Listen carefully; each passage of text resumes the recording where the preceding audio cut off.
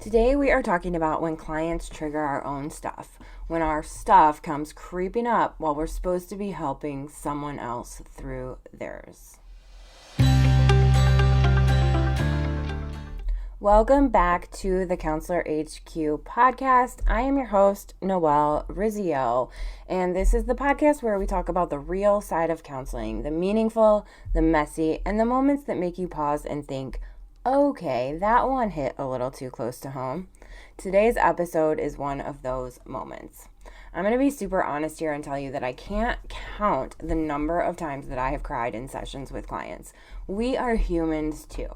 And if we don't recognize that we have stuff too, we are doing our clients and ourselves a huge disservice. Probably the most frequent times I have cried in sessions was with kids when I was a school counselor. The frustration, sadness, anger that they feel is almost palpable at times. I truly think the best thing that we can do for our clients is be real with them that we struggle too.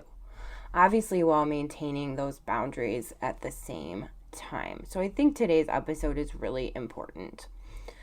So let's just say it out loud. There is this unspoken pressure in our field to be calm, grounded, always regulated, always be the professional in the room.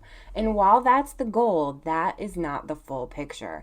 Because the truth is, sometimes clients say things that hit a nerve with us. Sometimes their stories mirror parts of our own. Sometimes their behaviors bring up emotions that we didn't expect. And in those moments, you might think, why is this affecting me so much? That experience has a name, countertransference.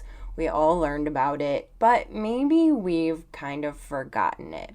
So what does countertransference really look like? Because yeah, it's a term that we learned in grad school, but I don't think you really understand it until you actually feel it in a session.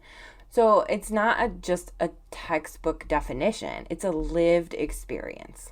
Countertransference can look like feeling unusually protective of a client, feeling frustrated more quickly than usual, feeling emotionally drained after one specific session. It can look like thinking about a client long after your workday ends, or even avoiding certain topics because they feel too close to your own story. And here's the important part. Having these reactions doesn't make you a bad counselor. It makes you a human counselor. So, there's usually a moment, maybe subtle, maybe very obvious, where you realize, okay, this isn't just about the client anymore. In that moment, it's not something to ignore or feel ashamed of. It's actually an invitation. It's an invitation to get curious instead of critical. You can ask yourself things like, what is this bringing up for me? Where have I felt this before? Or is this about the client, or is this about something in my own experience? One of the most underrated clinical skills is self-awareness. It's not perfection, it's not having zero triggers, it's not being ineffective, but being able to notice your inner reactions without letting them take over the session. Because here's the reality. Unacknowledged countertransference can impact the work. Acknowledged and processed countertransference can deepen the work. And that's the difference. So what do we actually do when this happens? First, pause and ground yourself in the moment. You don't have to solve everything mid-session.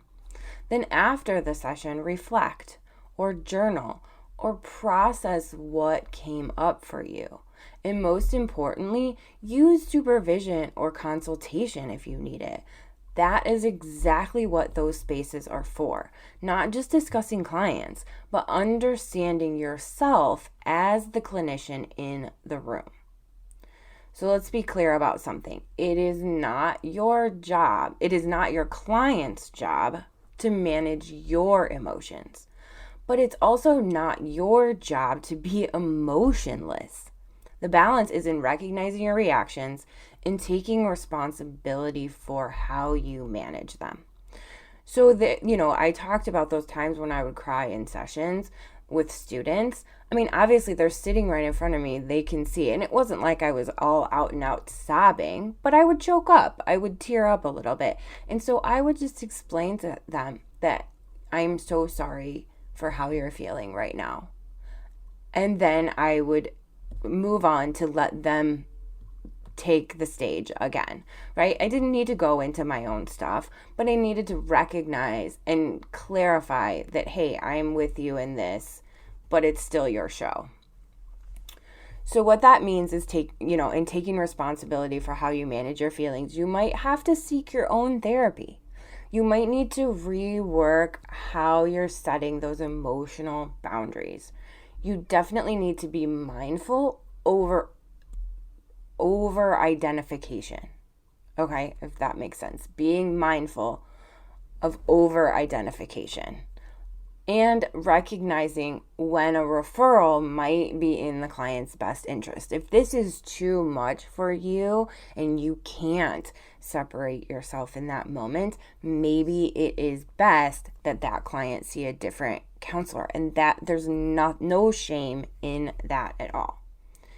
If you've ever felt triggered in a session and thought, I shouldn't feel this way, I want you to hear this clearly. Every counselor experiences this at some point. It's part of doing deep relational work, and it doesn't disqualify you. It calls you into a deeper awareness of yourself, and there's nothing wrong with that. Okay? I think that we all got into this field, well, maybe not all of us, but a lot of us got into this field because we wish we had a person like us when we were going through something. And so that does open old wounds for us sometimes. But the more that we can own those and work on those on ourselves, then the better we can show up for our clients. So here's your takeaway for today. Your reactions are not something to fear or hide. They're something to understand. Because the more aware you are of yourself, the more present and effective you're going to be for your clients. If this episode resonated anything with you, share it with a fellow counselor who might need the reminder that they're not in this alone. If you need help with processing or just talking it out with somebody, reach out to us on Counselor HQ. We are here to help you. We are here for you. And as always, take care of yourself while you are taking care of others. I will see you next time.